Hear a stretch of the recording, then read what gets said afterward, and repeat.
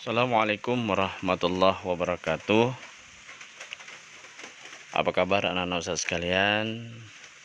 Mudah-mudahan antum dalam keadaan sehat walafiat, tanpa kurang satu apapun, dan insyaallah antum senantiasa beribadah kepada Allah Subhanahu wa taala. Pada kesempatan ini Ustadz akan menyampaikan materi tema kita, tema keempat, subtema 1. Namun sebelumnya kita awali dengan doa terlebih dahulu. A'udzubillahi minasyaitonirrajim. Bismillahirrahmanirrahim. Rabbishrahli sadri wa yassirli amri wahlul 'uqdatam min lisani yafqahu qawli.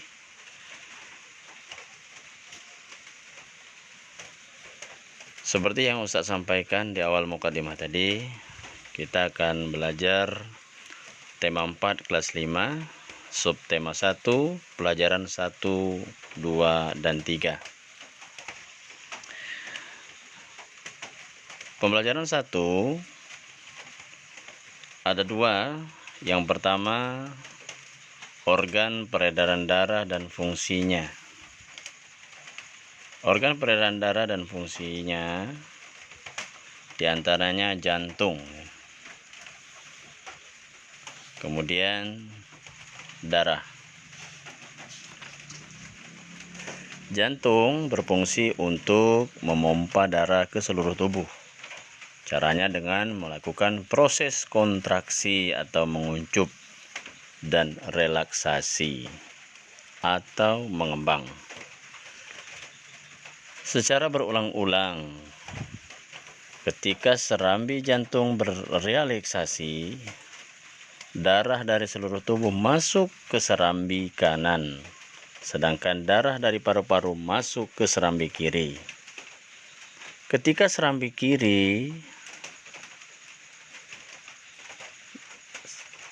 serambi jantung berkontraksi, darah dari serambi kanan masuk ke bilik kanan, sedangkan darah dari serambi kiri masuk ke bilik kiri.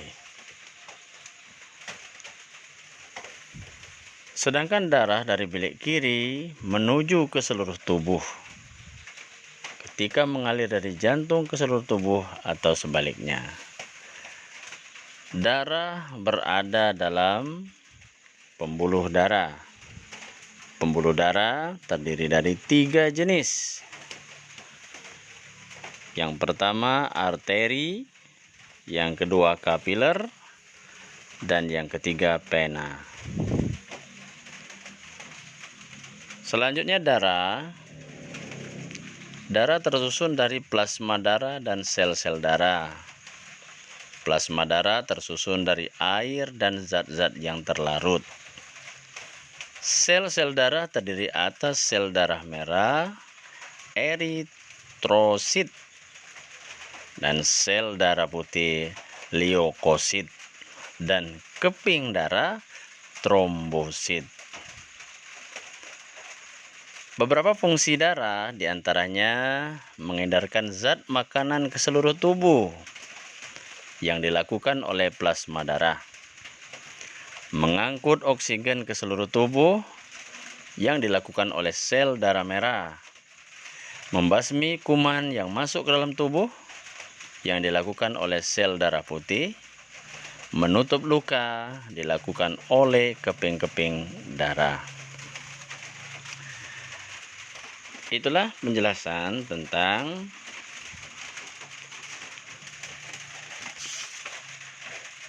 organ peredaran darah pada manusia dan fungsinya. Selanjutnya kita ke materi bahasa Indonesia pengertian pantun.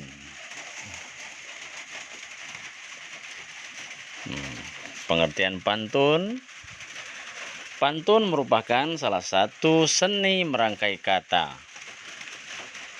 Pantun dapat digunakan untuk mengungkapkan perasaan seseorang mengenai suatu kejadian atau peristiwa yang dialaminya. Pantun juga merupakan salah satu bentuk puisi Indonesia Melayu, akan tetapi pantun memiliki ciri khas sehingga berbeda dengan bentuk puisi lainnya.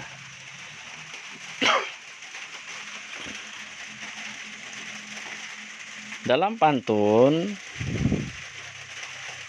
terbagi menjadi dua macam. Untuk baris pertama dan kedua disebut sampiran, sedangkan baris ketiga dan keempat disebut isi.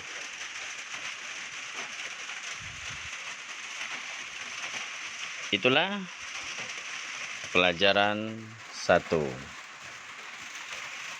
Kemudian untuk pelajaran 2, ada 3 hal yang akan kita bahas, yaitu tangga nada mayor dan tangga nada minor, ciri-ciri dan jenis pantun, peredaran darah hewan dan fungsinya. Yang pertama, tangga nada mayor dan tangga nada minor. Sebelumnya kalian sudah mempelajari pengertian tangga nada mayor dan minor. Lagu bertangga nada mayor dan minor memiliki ciri berbeda. Lagu bertangga nada mayor dinyanyikan dengan riang gembira, dinyanyikan penuh semangat. Biasanya diawali dan diakhiri dengan nada do.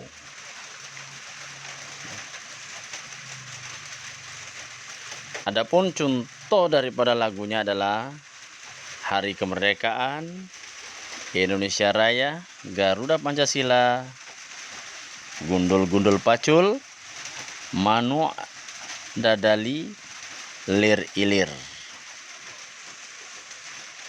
Itu. Sedangkan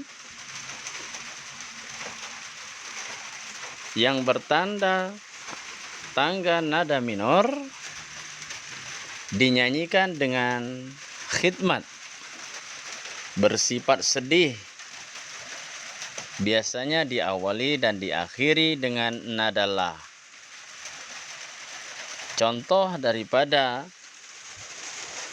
tangga nada minor diantaranya mengheningkan cipta, gugur bunga, bubui bulan, boleh lebo, syukur, apuse, dan lain-lain. Itulah sekilas tentang penjelasan tangga nada mayor dan tangga nada minor. Kemudian kita ke ciri-ciri dan jenis pantun. Pantun memiliki ciri khas yang membedakannya dengan bentuk-bentuk karya sastra Indonesia lainnya. Adapun ciri-ciri pantun diantaranya bersaja abi-abi, terdiri atas 4 baris dalam satu bait. Setiap baris terdiri atas 8 sampai 12 suku kata. Kemudian terdiri atas 2 bagian, yaitu sampiran dan isi. Sampiran pantun terdapat pada baris pertama dan kedua dalam bait pantun. Sedangkan bagian isi daripada pantun terdapat pada baris ketiga dan keempat dalam bait pantun. Selanjutnya, peredaran darah hewan dan fungsinya. Hewan juga memiliki sistem peredaran darah. Organ-organ peredaran darah hewan tersusun dari jantung dan pembuluh darah. Peredaran darah hewan terbagi menjadi 2 macam. Yang pertama, peredaran darah terbuka, dan peredaran darah tertutup. Pada peredaran darah terbuka, darah tidak selalu berada dalam pembuluh darah dan tekanan aliran darahnya lebih lambat.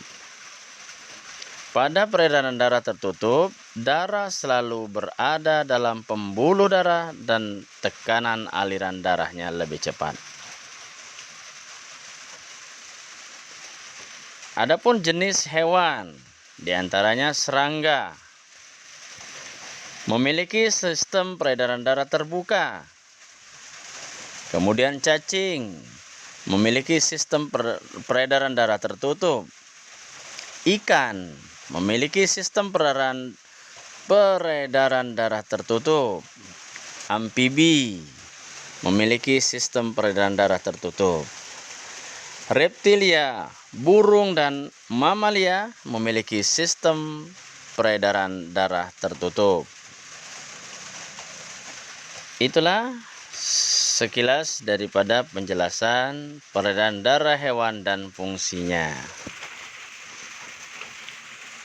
Selanjutnya di pembelajaran ketiga ada 3 bahasan. Yang pertama pengertian hak, kewajiban dan tanggung jawab. Yang kedua pengertian interaksi sosial. Dan yang ketiga menjelaskan isi pantun. Setiap orang ingin tinggal di lingkungan yang bersih dan sehat. Oleh karena itu, kita memiliki kewajiban dan tanggung jawab menjaga kebersihan lingkungan.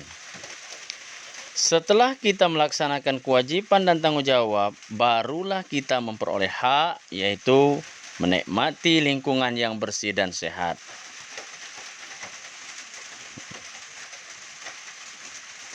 Kita mengingat kembali pengertian hak, kewajiban, dan tanggung jawab. Hak adalah segala sesuatu yang didapatkan oleh manusia sejak lahir dan penggunaannya tergantung kepada diri sendiri. Contohnya, hak yaitu memiliki tubuh yang sehat. Sedangkan kewajiban adalah segala sesuatu yang harus dilaksanakan oleh seseorang jika ingin memperoleh hak. Maka kamu harus melaksanakan kewajiban terlebih dahulu. Adapun contohnya, kewajiban yaitu menjaga kesehatan tubuh. Selanjutnya tanggung jawab. Tanggung jawab adalah sesuatu yang harus dilakukan sebagai balasan atas perilaku yang telah kita lakukan. Tanggung jawab merupakan kesadaran melaksanakan kewajiban. Contoh tanggung jawab yaitu makan makanan sehat dan bergizi, serta olahraga teratur agar tubuh sehat. Kemudian pengertian interaksi sosial. Manusia tidak dapat memenuhi semua kebutuhan hidup seorang diri. Manusia membutuhkan orang lain. Oleh karena itu, setiap manusia harus menjalin interaksi sosial dengan orang lain. Interaksi sosial adalah hubungan timbal balik antara 2 orang atau lebih saat berinteraksi. Manusia akan berkomunikasi dengan orang lain. Mereka akan menyampaikan pesan kepada orang lain. Contoh pesan yang disampaikan adalah berupa informasi. Ada 3 jenis interaksi sosial, yaitu interaksi individu dengan kelompok, interaksi antar individu, dan interaksi kelompok dengan kelompok. Yang dimaksud dengan interaksi antar individu adalah interaksi antara 2 orang. Contohnya dokter mengobati pasien atau yang berobat. Contoh interaksi individu dengan kelompok Contohnya siswa membaca puisi di depan teman-temannya. Contoh interaksi kelompok dengan kelompok, lomba tarik tambang antara dua tim. Kemudian yang terakhir menjelaskan isi pantun.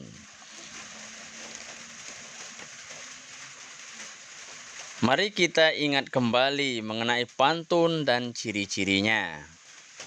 Dalam pantun terdapat dua bagian, yaitu bagian sampiran dan isi. Biasanya perasaan atau maksud dari pembuat pantun diungkapkan pada bagian isi. Pantun memiliki ciri-ciri seperti yang kita sebutkan di awal tadi, bersaja AB-AB. Satu bait terdiri atas 4 baris. Setiap baris terdiri atas 8 sampai 12 suku kata, serta terdiri atas sampiran dan isi. Mudah-mudahan penjelasan Ustadz ini dapat dipahami dan anak Ustadz bisa membuka buku Bupena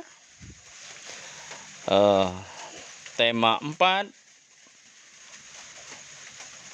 subtema 1, pembelajaran 1, 2, dan 3. Mudah-mudahan bermanfaat dan tetap jaga kesehatan, serta jangan lupa beribadah kepada Allah dan selalu semangat dalam belajar.